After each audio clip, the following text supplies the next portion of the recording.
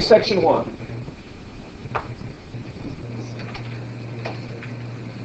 Talked about some of these things already. Scalar, magnitude, no direction, scalar quantities, speed, volume, number of pages in your textbook, those are all scalar quantities. We do have scalar quantities in physics. They are just magnitude problems. 32 kilograms. That's a scalar quantity.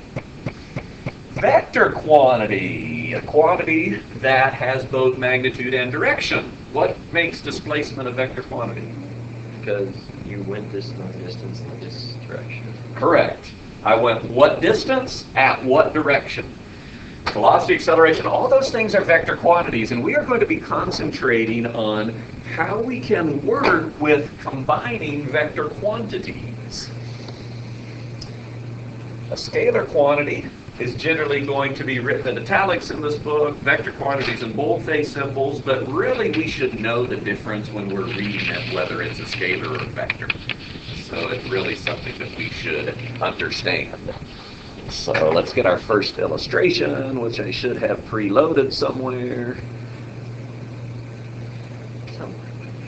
There.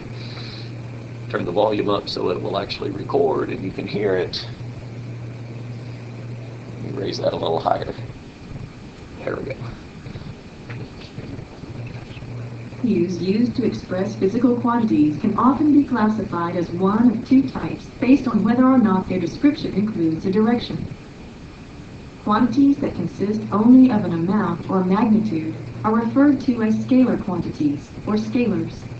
Examples include the number of pages in a book or the volume of a container. Quantities that must include a direction in addition to a magnitude are referred to as vector quantities or vectors. Examples of vector quantities include force and displacement. Often, vector quantities are represented with an arrow. The length of the arrow represents the magnitude of the vector quantity. The direction of the arrow represents the direction of the vector quantity. So when we work with vectors, we are going to draw them as arrows. And the length will literally represent the magnitude, how big it is. And the direction we draw is literally the direction that that thing is acting. So, resultant vectors. Resultant vectors are the sum of two or more vectors. And we can do it graphically. We can add vectors graphically if we are drawing the scale and drawing at angles. So right over here, they have somebody leaving their home, and then they are going over to school, and then they go to the football game at night, or something like that. So there is some distance and direction to vector A, and there's a distance and direction to vector B. But the resultant vector is from the very beginning to the very end, which is C. This is the resultant displacement. Just like we learned that I can go a long distance, but my displacement may be very different from the distance that I travel. So how we do it graphically is simply by putting them end to end, the arrows, the vectors, end to end. Sometimes it's called tip to tail, is a way that it's sometimes referred to. So I have just 4 random vectors. They all have a magnitude to them, and they all have a direction to them. And if I was going to graphically find the resultant vector of all of these vectors, and these vectors don't have to be displacement. This picture is displacement. These vectors can represent velocity. They can represent acceleration. So it's not a distance traveled. It's simply the size of it is the speed of that velocity. So let's just put these starting at the origin. So I'm going to start at the origin. So I'm going to do this one. Then I'm going to pick this one. And then, see if I can do it. And graphically, you have to be real careful to try to get it just perfect. Then I'm going to pick this one. I'm just putting them end to end. Then I'm going to pick this one because that's the only one that's left. What is the resultant of all of these? Well, the resultant is going to be from the beginning to the end. Let me put a dot right there. There's my initial position. There's my final position right down there. And so my resultant should just be that thing. I'm going to change the colors of this in just a minute. My resultant vector is this one right here. Now let me change colors. What should we do? Where's the properties? Let's make it green. There we go. So there's my resultant vector. Let me remove these. And let's say I wanted to find the sum of these vectors or the result of these vectors another way. We'll start with this one. Then I am going to choose, if I can find where the beginning is, I think that's the beginning. Then I'm going to choose this one. Then I'm going to choose this one. Then I'm going to choose this one. Well, that was interesting, wasn't it? Doesn't matter the order. You can do it in any order, and the sum of the vectors will still be the same. Yes, sir. Is that applying like certain quadrants, or just like, even if you do it on the other side, it'd still be the same? Yes. Mine kind of all ended up on the right side, didn't they? Some were above, some were below. Yes. Doesn't matter. The resultant is always going to be the same. So let's look at a little video of our graphical addition of vectors. Vectors can be added graphically by drawing or positioning the vectors one at a time with the tail of each new vector connected to the tip of the preceding vector. Note that in order to add vectors, they must have the same units and describe similar quantities. The result of adding two vectors is called the resultant. The resultant vector extends from the tail of the first vector to the tip of the final vector. The order the vectors are added in makes no difference. Let's start with the same set of vectors again and put them together in a different order.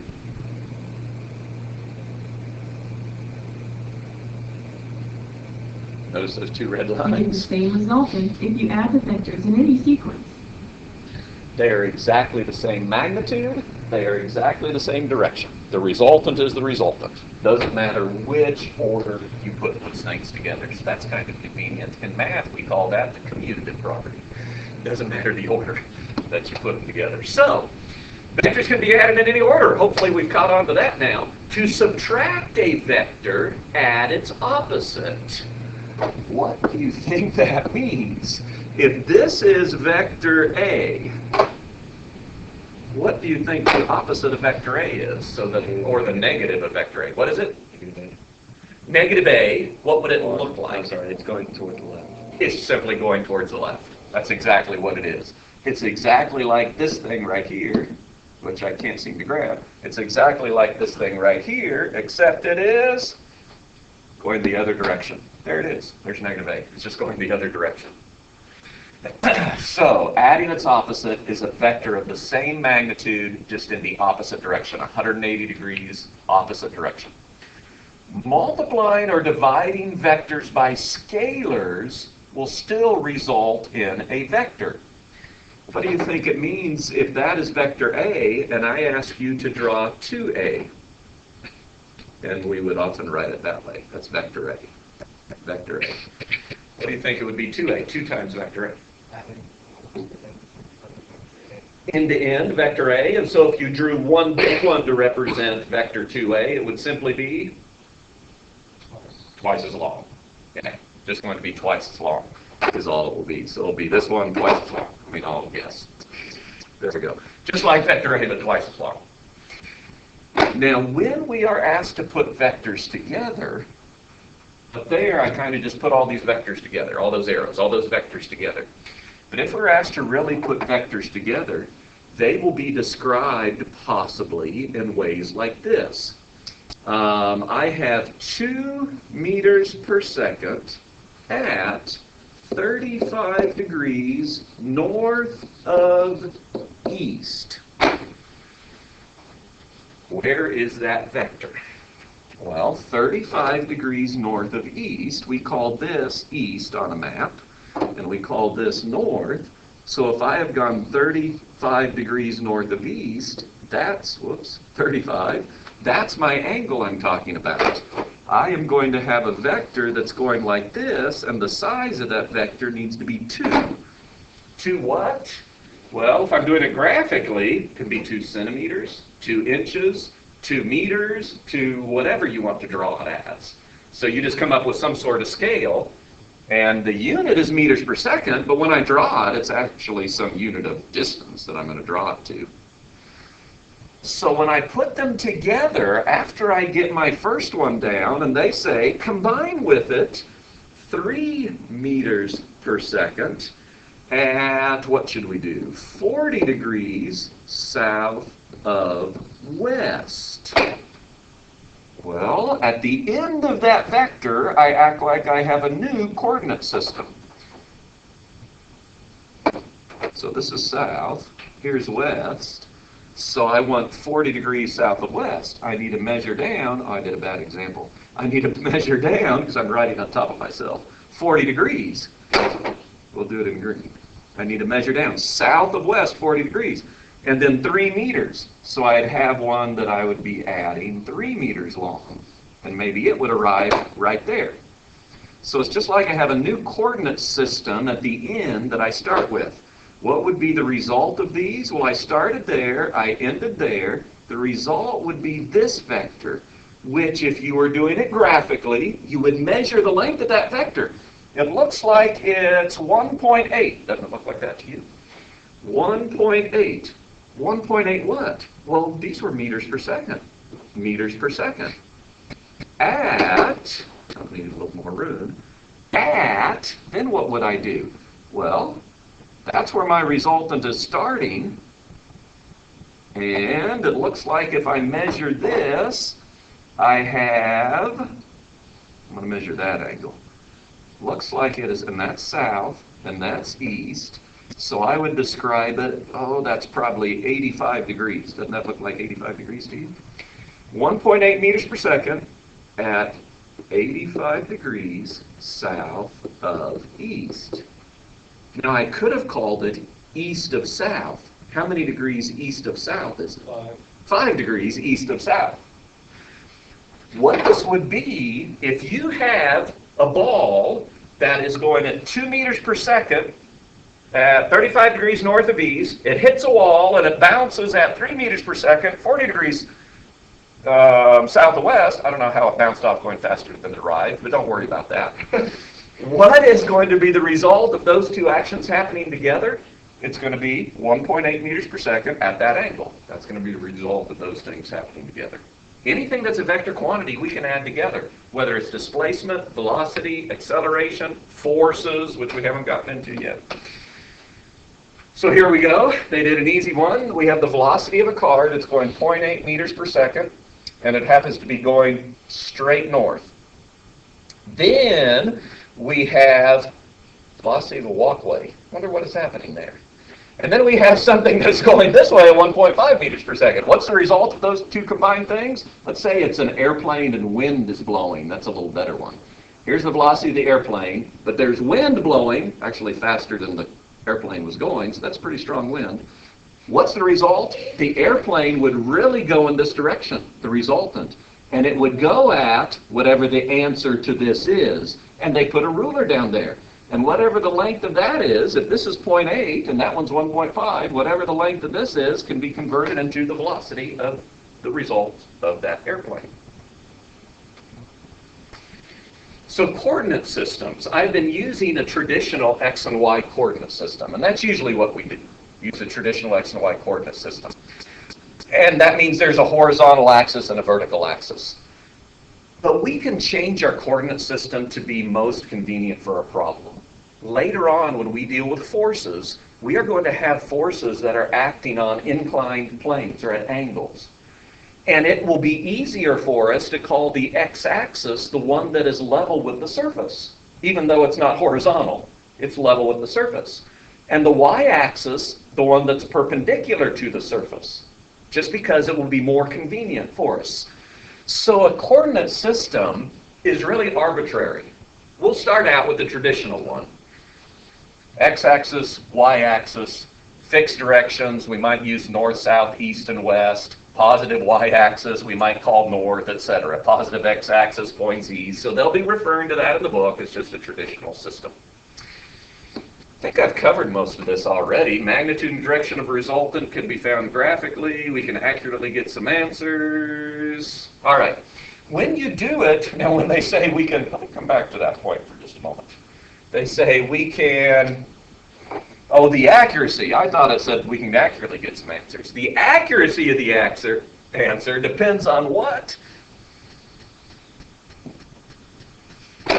The graphical method is not a highly accurate method, but it does visualize the results for us. And you're going to be doing some today, so you'll need to borrow. There are a few protractors in there probably, or maybe you even have a protractor from a long time ago. I don't know if you do or not, but there's a few protractors in there you can borrow, where you'll actually be drawing them out, like I described back over here, where I drew this one out. And you'll get a result by literally measuring it. Measuring the angle, measuring the distance that you had, you'll get a result from doing that, a graphical. But the accuracy of it is going to be a little bit suspect. So is there another way to do it? Well, if they happen to be working at right angles, we have this thing called the Pythagorean theorem, and things called tangent functions. Let's review some of those for just a little bit. Pythagorean theorem, you remember that, right? C squared, hypotenuse squared equals a squared plus b squared, leg squared plus leg squared. So, right triangles, we often will have right triangles. How about the tangent function? Tangent of an angle is the ratio of the opposite leg over the adjacent leg. The tangent of this angle is the opposite over the adjacent. So, pull your calculators out. Make sure they are in degree mode for the moment. Let's say my angle is what I am trying to find. And I know that, let's see if I can freehand myself a triangle. That's a good triangle. I know that this happens to be 2.7 newtons, who cares? This is 3.4, and I'm wanting to know, what is that angle? What is that angle? So maybe we had something that started here, and it first went 3.4 this way, and then it turned 90 degrees, and it went 2.7 that way. So we're trying to get the result of this thing right up here. And, well, we can use the Pythagorean theorem to get the size. But what do I do to get that angle? Do you remember how that works? 2.7. Yeah, there you go. Somebody remembered. I know the tangent of the angle is opposite 2.7 over adjacent 3.4. And I do what to get the angle again? Inverse tangent. Inverse tangent. I take the inverse tangent of that ratio, 2.7 over 3.4. What do you get for the angle? Looks like we have two significant figures. Looks like we have two significant figures. What's the answer? 38. 38. 38 degrees. All right. Algebraically, or trigonometry, this is really what that is, we can get much more accurate answers. So let's try a few. 87, number 2. And here to me, this is where good practice is, writing down notes, just practicing these problems. Problems similar to this tend to show up on tests. 87, number 2. Let's see what it says. While following the directions on a treasure map, a pirate walks 45.0 meters north and then turns and walks 7.5 meters east. Draw a diagram, but we're not doing this one to scale because we're algebraically doing this one. So it says 4.5 north and then turned and walked 7.5 east. Is that what happened? I think. Yeah. So 4.5 there, 7.5 here. So we started there, we arrived right over there. What single straight line displacement, which is the resultant vector, could the pilot have taken to reach the treasure? So what could he have done instead of doing that strange thing? Yep. I believe it's 45 meters. Is it 45? Yeah. Oh. My scale's not very good, is it? So we're going to fix that. We're not to scale, but we are trying to be somewhat reasonable. only somewhat in this case. This is certainly not to scale. That will make a difference in my answer, won't it? This was 45.0, and was it 7.5 or 7.50? 7.5. Just exactly 7.5. All right, so that'll come into play later. So we started there, and we ended up over here. And so our result is that blue vector that I have. All right, well, there's two parts to this. These are vectors, magnitude and direction. So let's get the magnitude first. I'm going to call it the R vector. And often vectors are actually written with just kind of like a one-sided arrow on them. How can I get that R vector? Yep, we're going to use the Pythagorean theorem. So I'm going to jump one step and say R is going to equal the square root of 45 squared plus 7.5 squared. And you can give me the answer and the correct number of significant figures.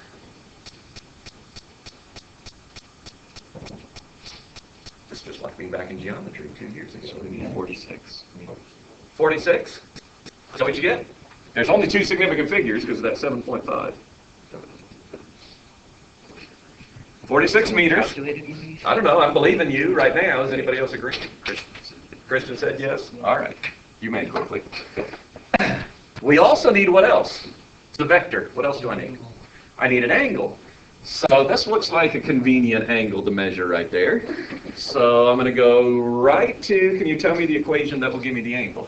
Inverse tangent. Inverse tangent, arctangent, inverse tangent of Opposite over adjacent. So what would the numbers be? 7.5. 7.5 over 45. And the answer with the correct number of significant figures? 9.5. 9.5? Yes, no?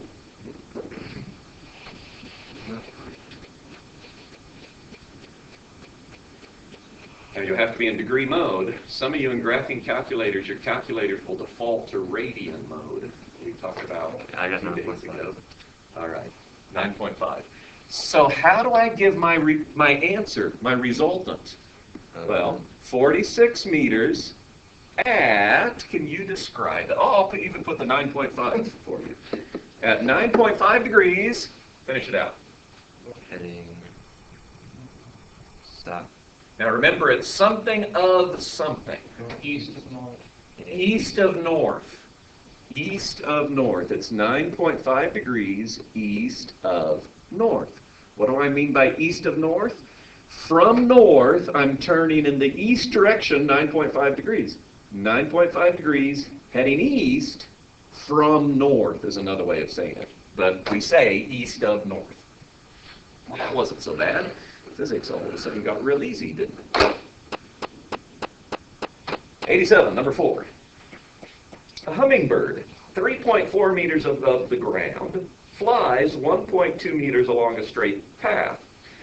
Upon spotting a flower below, the hummingbird drops directly down 1.4 meters to hover in front of the flower. What is the hummingbird's displacement? Now they have given me 3 distance values. Only 2 of them do we care about. Which ones? 1.2 and 1.4. Correct. They want to know the displacement of the hummingbird. So all I care about is it went 1.2 horizontally. Didn't they say that? Yeah. And then it dropped straight down 1.4 meters. And it dropped straight down 1.4 meters. So I know I have a right angle, and I'm wanting to know the resultant of this thing. So the resultant is that right there. I'm going to put a dot because it's only really an arrow only on one end. There we go. There's my resultant. All right, so my magnitude is going to be the square root of 1.2 squared plus 1.4 squared. So what's the magnitude of that?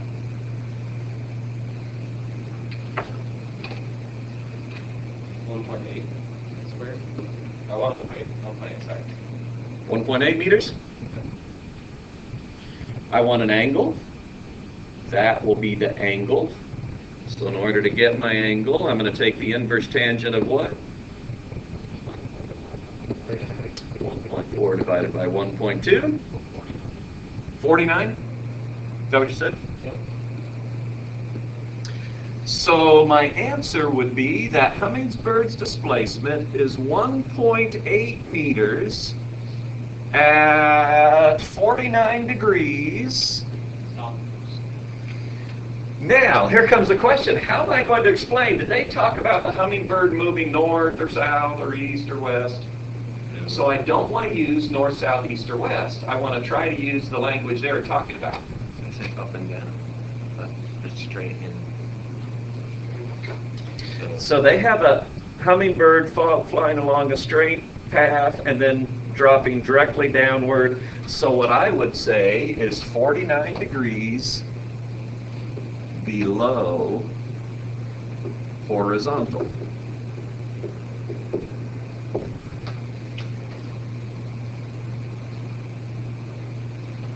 Yes? Two questions really quick. Yep.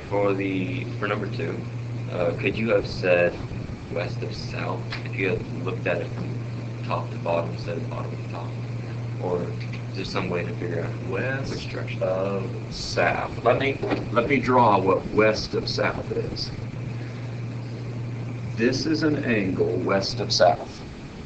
Okay, and since we took it from bottom, Right. This is where we're starting, so we're going to have to do a reference from where we start. What direction are we going? Now, you could have said, let me draw a little system here. Here's east. I could have measured this angle. Let me do a double headed. I could have gotten that angle, and that would be referenced as north of east.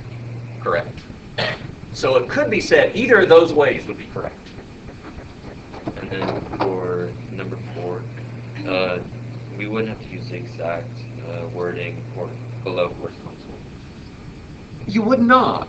But Any it would still have to suggestions? be, like, diagonal from the start. I don't know if that would work. Okay, well, what we want to try to do is make it, these clearly made statements, blank of blank. So it's not east of north, it's 49 degrees below the horizontal. So we don't want to start saying at a diagonal moving from the left to the right. We don't want to write an English sentence. I mean, English is wonderful, but we don't want an English sentence.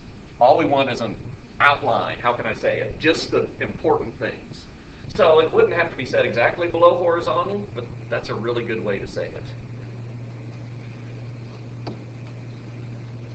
Resolving vectors into components. What we did in the first section is combining vectors for a resultant. Now we are going to take one vector and break it apart into its two perpendicular components. So if I have something, let's say that's an airplane going up into the air at 50 degrees above the horizontal down here. I want to know what's the horizontal part to that measure and what's the vertical part to that measure. That's called resolving vectors into components. You can often describe an object's motion more conveniently by breaking a single vector into two components, or resolving the vector. The components of the vector are projections. There's a math term. So it's not a projector projection, it's actually a math term. In pre-calc we'll run across that. Projections of a vector along the axis of a coordinate system. Let me talk about that projection for just a moment. So let's say that I have the horizontal axis. Maybe it's the x-axis.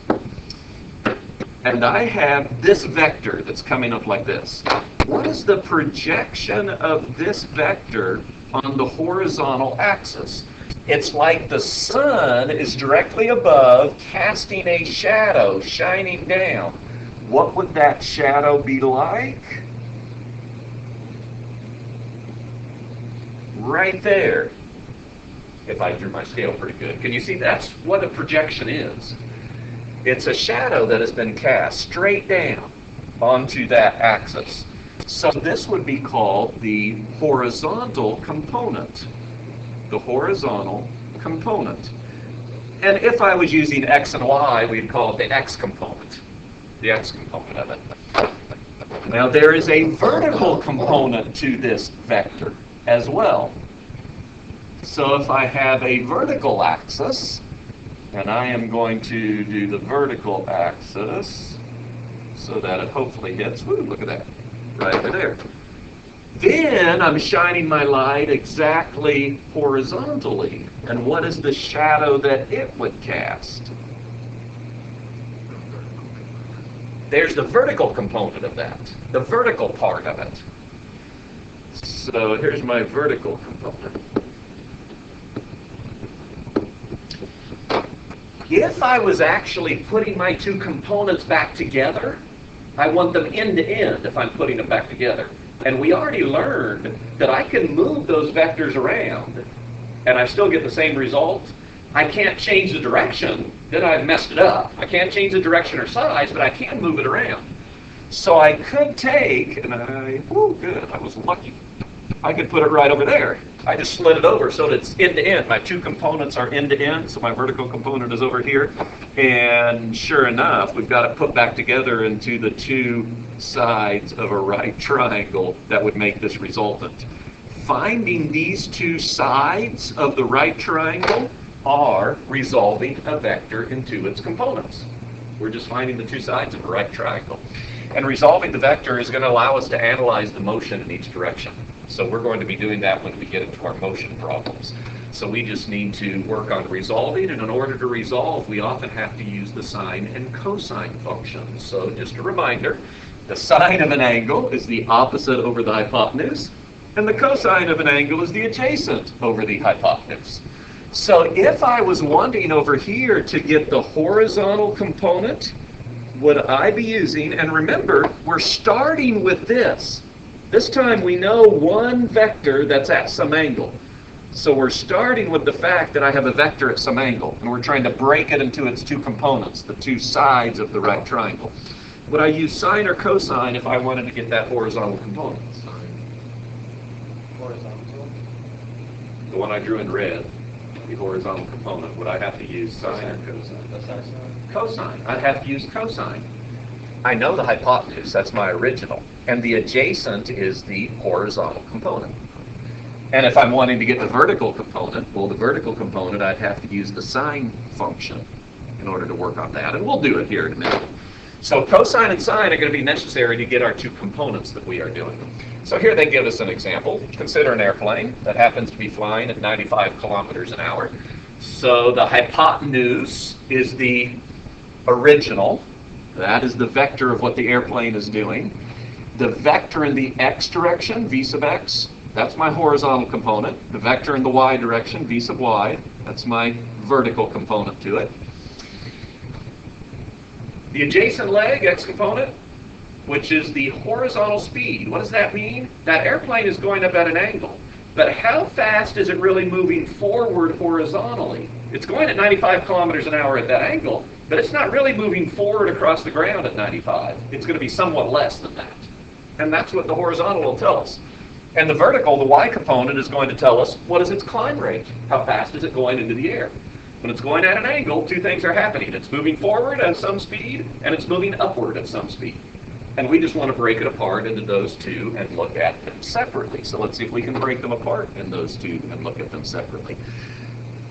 Sine or cosine function, in order to get that x, v sub x, I'm going to need the cosine function. Now I'm going to start with the original ratio, and then we're going to rearrange it, and we want to know the rearranged one.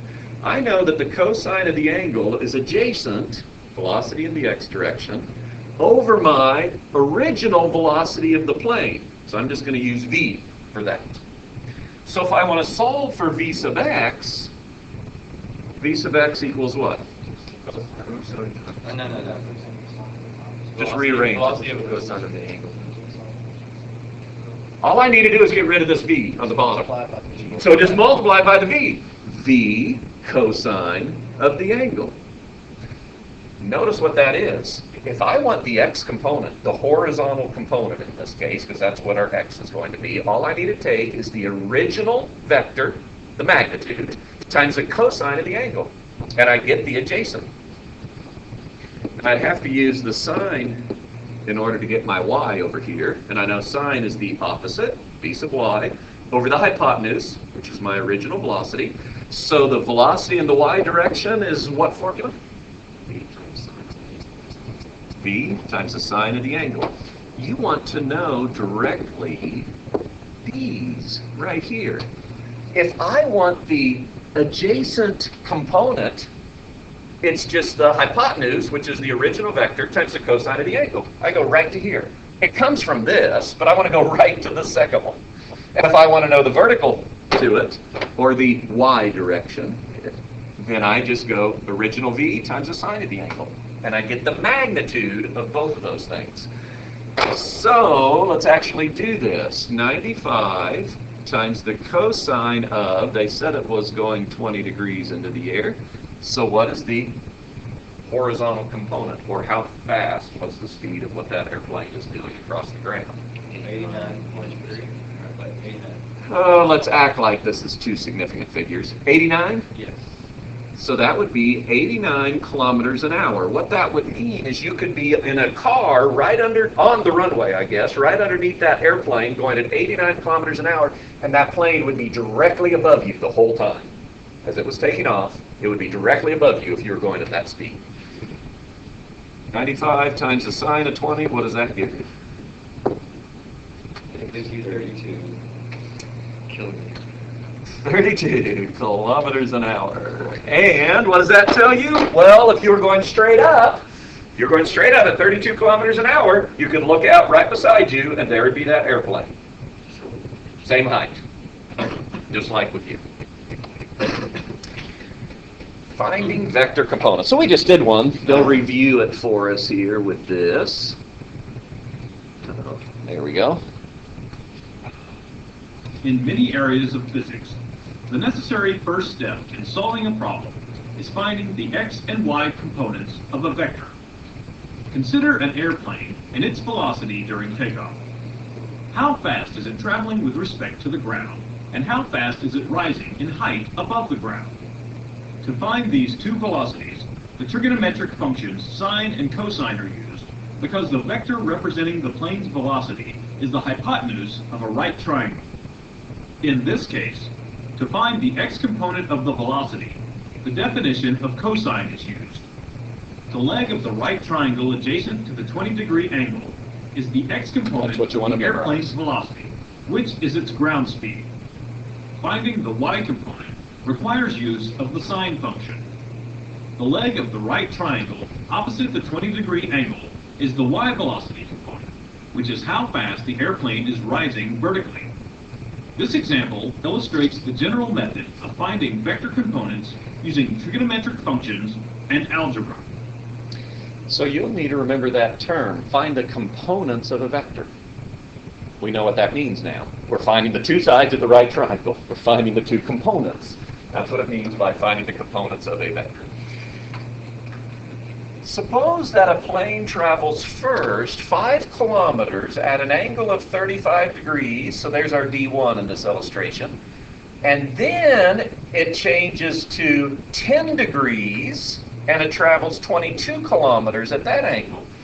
How can you find the total displacement?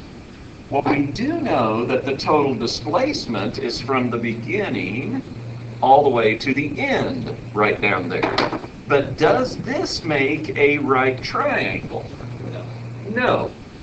Now there's a way to do that with some mathematical laws that maybe later, but in physics we're going to stick with the simple stuff because that's what we do in physics, we stick simple. Because the original displacement vectors do not form a right triangle, you cannot directly apply the tangent function of the Pythagorean theorem. So what we do is we break it up into two right triangles. This D1 has its own set of components. It has its own horizontal and vertical components. The D2 has its own set of components, a horizontal and vertical, hopefully that's bright enough blue to show up, set of components. I have the x from distance 1, I have the x from distance 2, and I have the y from distance 1 and the y from distance 2. And then I can simply add these two x's, the horizontal, together to make one large x resultant from both of them. And do the same with the y's. Add those two y's together, and I get one large resultant y. So there is my result. Same thing. If I drew up a scale, it should match perfectly, which of course it does. That's the process we do. We simply break it down into those two and put it back together. So let's try breaking it down in those two and putting it back together. So you'll help me out with some numbers. First of all, we knew this one, that angle was 35 and 5. All right. That angle was 35 degrees, and our distance was 5 kilometers. And then we had an angle of 10 degrees and 22, wasn't that it? 10 degrees, and our distance was 22 kilometers. So we are going to be working on two separate parts. My two components, here's my original 35 degrees. So how are you going to get the x component of that? Can you tell me the one last problem, the one problem you're going to do to give you that answer? Cosine of the angle times the original. I like cosine. You're looking for the... You're going to go 5 times the cosine of 35. What's the answer for that x? Let's act like there's 2. They didn't give us enough. Let's act like there's 2. 4.1. Well, let's not act like anything. Let's do what they did. 4. What is the direct formula to get the y component? 5 times the sine of 35. 5 times the sine of 35. It's real easy. What do you get? 3. 3? So, they're my original on this one. Now I have a new one. I have a second one. There's the 22. And it was 5 degrees. It was 10 degrees. It was 10 degrees. So I'm going to have a horizontal and a vertical that goes with that one. So I know I'll go 22 times the cosine of 10, and that's going to give me this adjacent component. How much is that? 21? 22. Now wait a minute. How can that be 22 if that was 22? It can't. Okay, it's the distance. It's like how far it went down. Well, the reason is because with our significant figures, this 10-degree angle is so small that this one hardly changes with the number of significant figures. This one would be what? 22 times the sine? What number do you get for that? 4? You don't just guess numbers. What do you get? Run through it real quick. 3.8. Is it?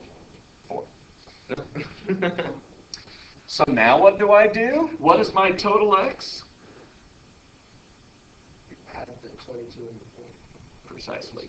26. What's my total y? 7. 7. I add them together.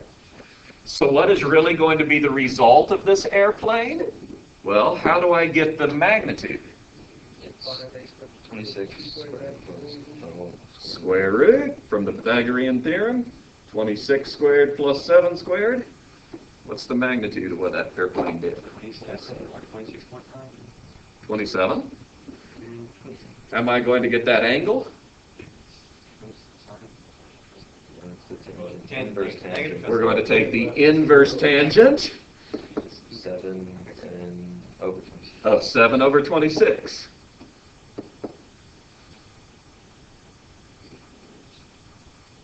$15.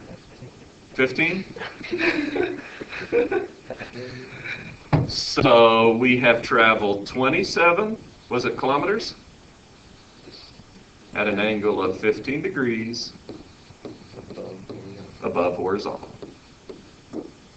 So that's going to be the result of those two things happening.